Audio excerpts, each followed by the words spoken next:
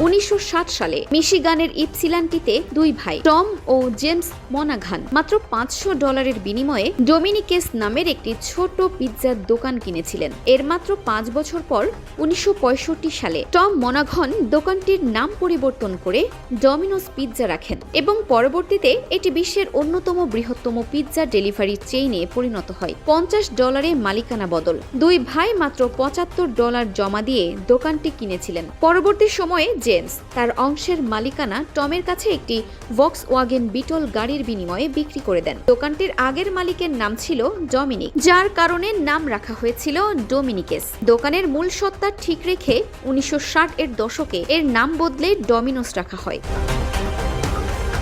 ডমিনোসের লোগোতে যে 3টি বিন্দু বা ডটস দেখা যায় তার একটি দারুণ ইতিহাস আছে। 1960 এর দশকে যখন দোকানটি দ্রুত প্রসার লাভ করছিল, তখন প্রতিষ্ঠাতারা ভেবেছিলেন প্রতিটি নতুন শাখার জন্য লোগোতে একটি করে নতুন বিন্দু যোগ করবেন। কিন্তু দোকান এত দ্রুত বাড়তে থাকে যে এই ধারণাটি আর বাস্তবায়ন করা সম্ভব হয়নি।